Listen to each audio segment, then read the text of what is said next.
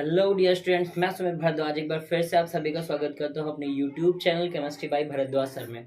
और आज का हमारा टॉपिक है अर्ध आयुकाल किसे कहते हैं, या हाफ लाइफ ऑफ रिएक्शन क्या है, या half time period of reaction क्या है, इसे हम सीखेंगे। ठीक है, तो बच्चों समझना कि जब भी मैंने माना कि कोई अभिक्रिया आपने लिया उसकी प्रारंभिक सांद्रता 100% रही होगी, और अगर मैंने माना कि कोई 100% सांद्रता रही है और वो घटते घटते जितने समय में अपनी 50% रह जाती है, वो समय उसका अर्धायुकाल कहलाता है।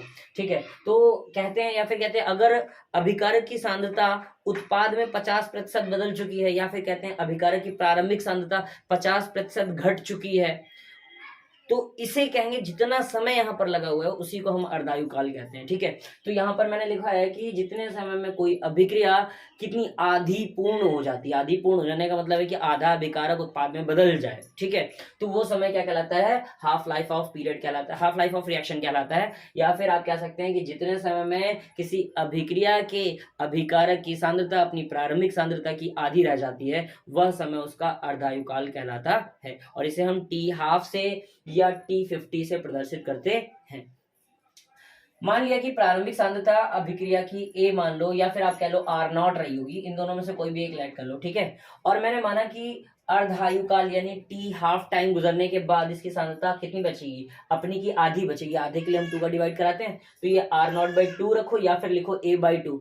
हम क्या देखते हैं कि प्रथम कोटि अभिक्रिया के लिए समाकलित वेग समीकरण होता है K = 2.303/T हाफ, और ये हो जाएगा लॉग प्रारंभिक सांद्रता बटे अंतिम सांद्रता। अंतिम सांद्रता कितनी है, आधी है, तो आधी यानी A/2। A से ये कैंसिल, 2 का मल्टीप्लाई ऊपर होगा, तो यहाँ पर बन गया log 10/2।